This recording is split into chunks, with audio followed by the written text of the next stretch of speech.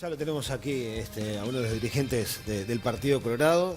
Ya lo definimos como precandidato incluso, ¿no? Sí, Así sí, que sí. lo Vamos a correr la carrera. presentar así, ya está corriendo esa Sí, carrera. sí, estamos remando, Bienvenido. estamos sacando una brasa así, porque Sí. la verdad no está fácil. ¿No? ¿Por qué no está fácil? ¿Por la interna?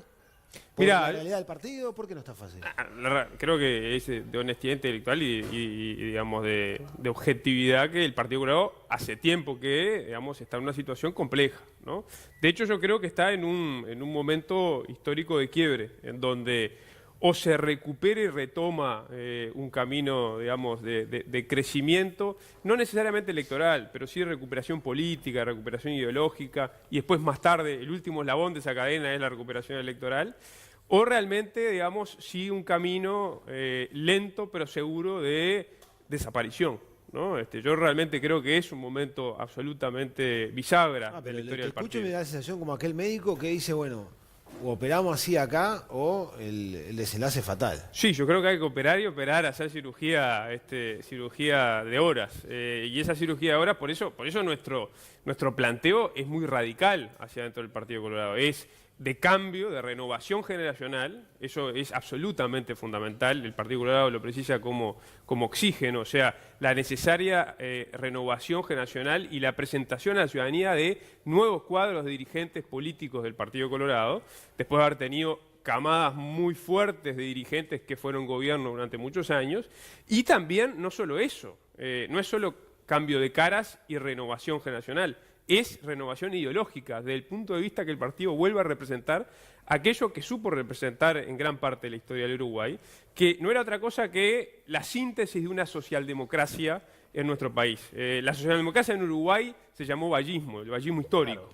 Claro. Y eso es lo que nosotros tenemos que recuperar. Entonces, en criollo, queremos que el Partido Colorado gire a la izquierda. Es decir, porque se nos perdió a la derecha, ¿no? O sea, miramos para la derecha y está totalmente bandeado en la derecha. Usted hace una salvedad cuando habla de vallismo y agrega vallismo histórico, porque también el vallismo, como movimiento icónico y representativo del Partido Colorado, es aludido por el doctor Sanguinetti también, cuando dice, o sea, hace una lectura del vallismo. ¿Cree que en definitiva los dos buscan la recuperación del Partido Colorado o qué cree que hay detrás de este regreso a la arena política del doctor Sanguinetti? Sí, vallistas, digamos... Ninguno tiene, digamos, la propiedad, digamos, el término, ¿no? Y además hay distintos vallismos también, porque está el vallismo de principios del siglo XX, el de Valle Ordóñez, está el vallismo de Luis Valle Berres y está el vallismo de Jorge Valle, ¿no? Como tres vallismos de personas que se llamaban Valle y que no son iguales. De hecho, el más distinto de todos fue el vallismo de Jorge Valle, que en algún sentido planteó un cambio de paradigma desde el punto de vista ideológico a lo que había sido el vallismo de su padre, Luis Valle, y ni que hablar del vallismo histórico de Valle Ordóñez. Entonces, hay que aclarar cuando se habla de vallismo, de qué vallismo vos te sentís representado o te afiliás. Yo me siento representado por el vallismo histórico, por el de Valle Ordóñez. El de Jorge Valle es otro paradigma que está muy bien y es muy importante que en el Partido Colorado tenga una columna fuerte, pero no es el que nosotros nos afiliamos.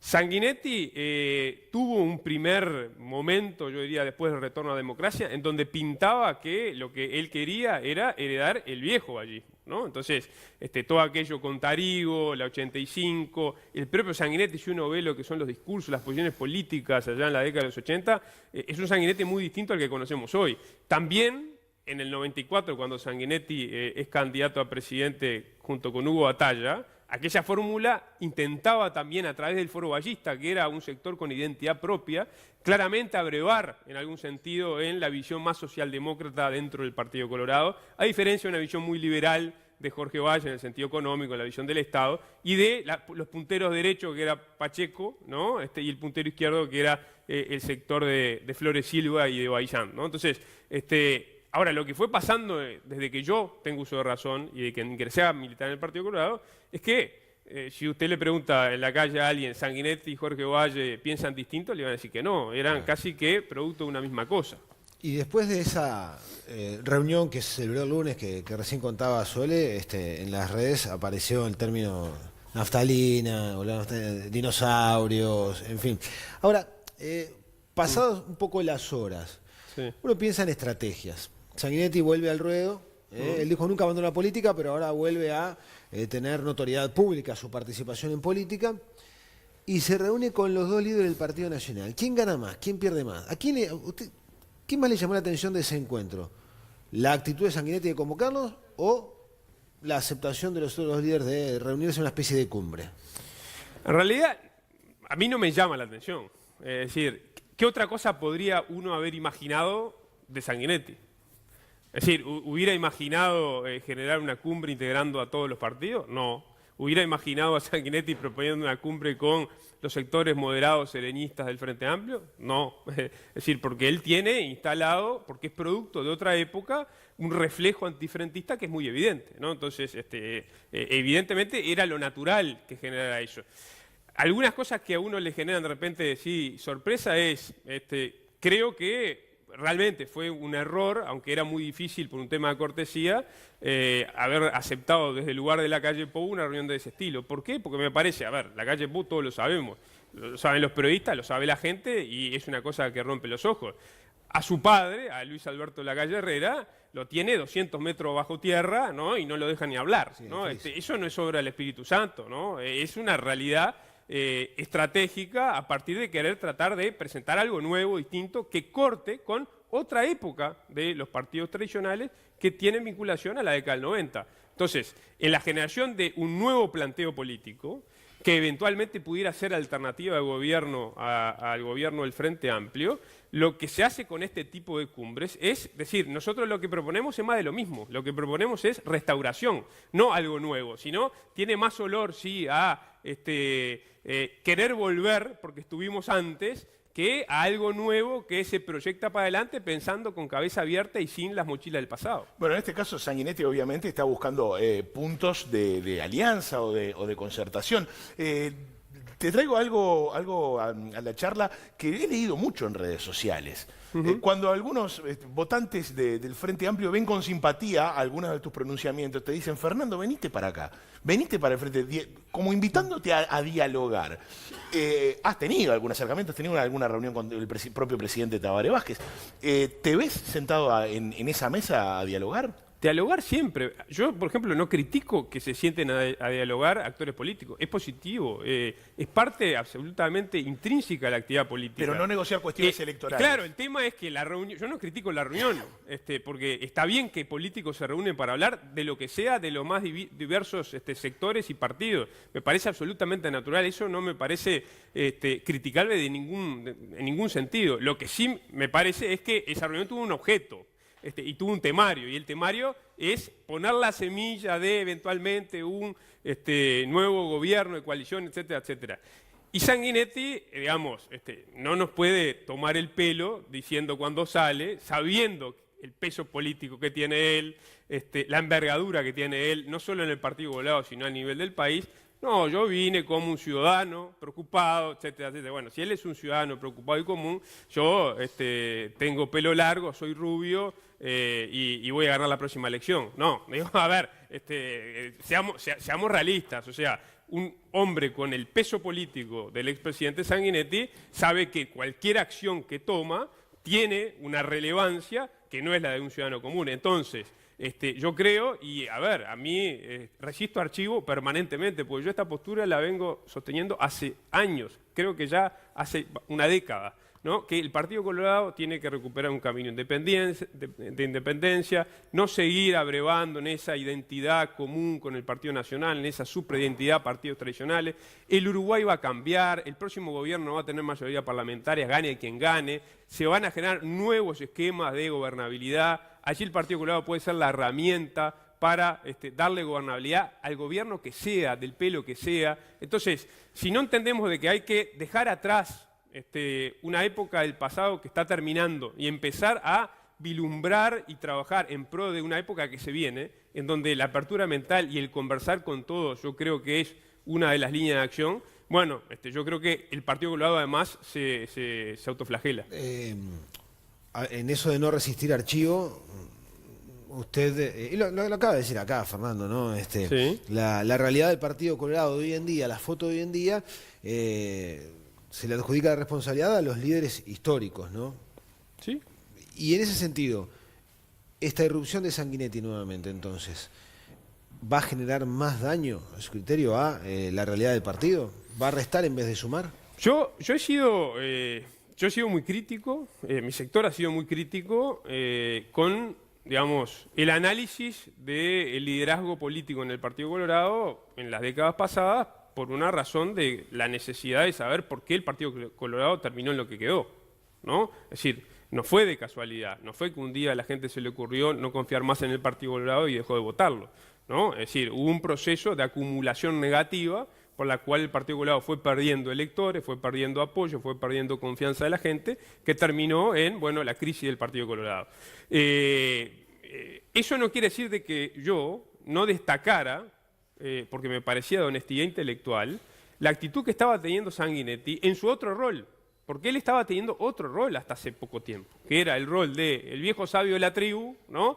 Que está preocupado por el partido y por el futuro del partido y que estaba siempre dispuesto a dar un consejo, a apoyar e incluso a estar por encima de las internas partidarias del partido, ¿no? Entonces, y empujar a todos los que quisieran renovar. De hecho, él mismo decía, bueno, hay que renovar, hay nuevo grupo, yo voy a todos los actos de todos, porque de hecho fue el mío, en un gesto de generosidad. Por eso, en ese rol, lo que pasa es que, o sea, yo no cambié, el que cambió es él, que cambió de rol. Y se puso los pantalones cortos y los zapatos para entrar a la cancha de electoral. Entonces, este nuevo rol, realmente, yo creo que no contribuye desde el punto de vista de la necesidad de poder presentarle a la ciudadanía una oferta de partido renovado. Vuelvo a mi primera pregunta. Sí. Si a ambos, Amado y Sanguinetti, les preocupa el futuro del Partido Colorado, ¿una eventual reunión entre ambos para discutir estos temas? Por supuesto, digo yo, por supuesto que me parece parte de la actividad política y quizás sería muy positivo. Creo que, digamos, siempre las conversaciones pueden ayudar a encontrar más puntos en común, pero la veo difícil en el sentido de que él, por lo que ha dicho y por lo que hace, está convencido de un camino y yo estoy convencido de otro camino, ¿no? Entonces, evidentemente, él debe querer lo mejor para el Partido Colorado, yo también, pero notoriamente no coincidimos en cuál tiene que ser el tratamiento. Una cosa, ustedes encarnan también generaciones distintas. Veo que Ballistas Orejanos capta público joven, no público, militantes jóvenes, en fin. Pero ¿te está resultando más difícil convencer a aquellos colorados de repente mayores de 40 o 50 años que han votado a Sanguinetti o a Stirling o a Bordaberry en otras elecciones? Mira, nosotros, a ver, con total honestidad, evidentemente por nuestro planteo que es de cambio, que es de renovación, pero que además es de cambio ideológico, en un partido que una gran parte del porcentaje que quedó del Partido Colorado, el casco duro del Partido Colorado, un gran porcentaje de ese casco duro, es de determinado trazo ideológico, se siente de derecha incluso, se siente de determinada manera, y nosotros venimos a proponer otra cosa, venimos a proponer levantar nuevamente esa columna de izquierda ballista, republicana, liberal, no es otra cosa que la encarnación, la herencia, digamos, del vallismo histórico, esa visión socialdemócrata, que nosotros queremos que vuelva a ser parte del partido y mayoría en el partido. Y bueno, la sintonía con gente que ya se autodefine como derecha es difícil, ¿no? Entonces, nosotros como sector tenemos evidentemente, digamos, adelante una perspectiva que es, primero, dentro del casco duro del Partido Colorado hay un porcentaje chico, pero existe, de gente que simpatiza con nuestra propuesta. Pero sobre todo, hay afuera del Partido Colorado, y ese es el gran tema de siempre. O sea, el Partido Colorado, ¿qué es lo que quiere? ¿Seguir conservando lo que tiene y eso que se va a ir achicando cada vez más? ¿O lo que quiere es cambiar para volver a crecer hacia afuera, en donde además la coyuntura política hace que hay cientos de miles de uruguayos que no saben qué es lo que van a hacer? Es la primera vez en la historia que además vamos a tener una elección en donde el comportamiento del votante va a ser mucho más racional, o por lo menos un porcentaje mucho más grande, mucho menos camisetero, es decir, de yo voto al Partido Colorado porque toda mi vida lo voteo, porque mi abuelo estuvo en carpintería, o mi bisabuelo estuvo en carpintería con Aparicio, o mi viejo fue fundador del Frente. Bueno, hay una cantidad de gente que está en otra onda, ¿no? Yo creo que es muy positivo para la democracia. Y eso, nosotros nos estamos amputando la posibilidad de aprovecharlo en el mejor sentido de la expresión, generando una columna socialdemócrata que además, por los perfiles del indeciso, notoriamente está huérfano de una opción política de ese estilo.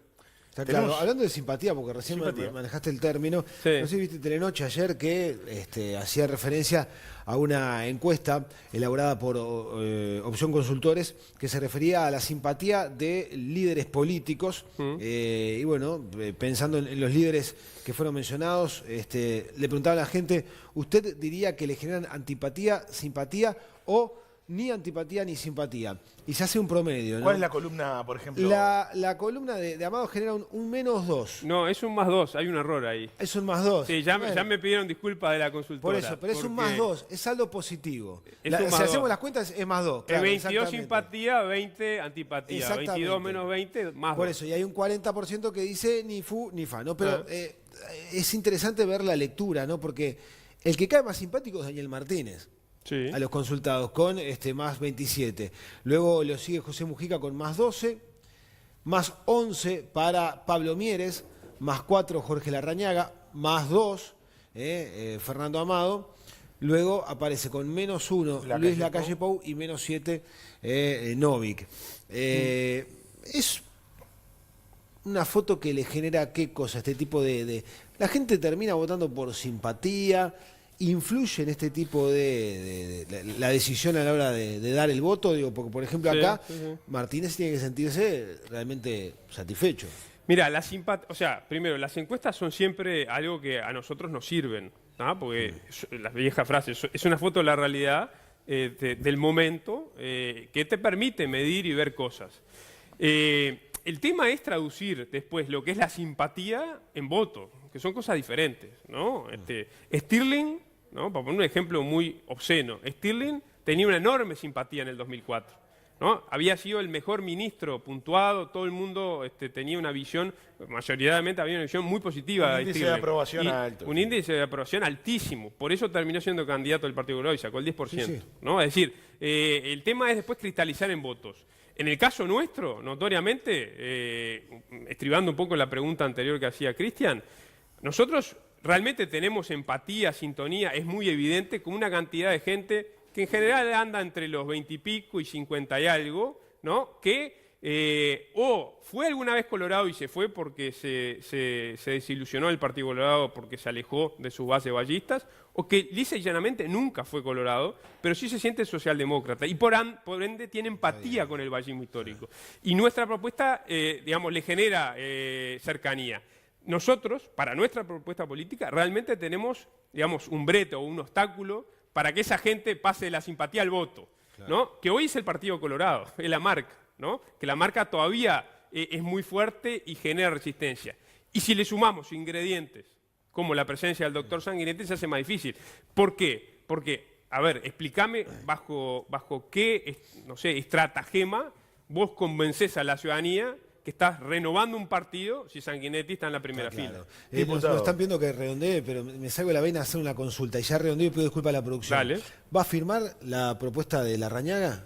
¿Va a acompañar con su firma la propuesta de Larrañaga? No estoy de ¿Va a acuerdo modificar? con el contenido, estoy pensando, porque el planteo de que suma en el sentido de hacerse escuchar, y hay un ejemplo que tiene que ver con el periodo pasado. Yo tampoco estaba muy de acuerdo con lo que fue la recolección de firmas de Vamos UB en aquel momento, aunque, digamos, asumí que tenía que tener un comportamiento disciplinado en ese tema porque había sido muy indisciplinado en otros, ¿no? Entonces, Sí. si no, me iban a matar de todos lados. Sin embargo, la juntada de firmas lo que hizo es que el gobierno reaccionara y, por ejemplo, aquellas fugas que había permanentemente en los sectores, en los hogares del INAU, cesaron, ¿no? Es decir, hubo, a partir de la presión de la juntada de firmas, reacción del gobierno. O sea, quiere decir Entonces, que puede firmar. O pero- sea, yo en todo caso lo estoy pensando, ¿tá? Lo estoy pensando, pero si firmo no voto. Ajá. ¿Tá? En todo caso es una expresión de decir, bueno, sirve para presionar al gobierno para que reaccione y haga cosas antes. Pero ¿y no puede apoyar la discusión públicamente? Por supuesto, en contra. En contra de... Porque estoy en contra de la propuesta de Larrañaga. O sea, no quiere que los militares salgan a No, colaborar me parece con- una barbaridad. ¿Sí? Me parece una Pero barbaridad, entonces no me tiene parece... sentido que firme. Bueno, tiene sentido en el, Para que el gobierno sentido que reaccione. te acabo de decir, Sí, sí, sí, de que está bien, pero- muchas veces la presión, como la presión política hoy no goza de buena salud, porque desde el Parlamento es imposible hacer presión política porque hay mayorías Da más absolutas. efecto la presión de la A gente. veces, claro, a nosotros no nos escuchan, pero a la gente el gobierno a veces la escucha. Y en el periodo pasado pasó eso. Muy bien. Muy bien. Muchísimas gracias, Fernando. Interesante. Muchas gracias. Muchas gracias, muy amable.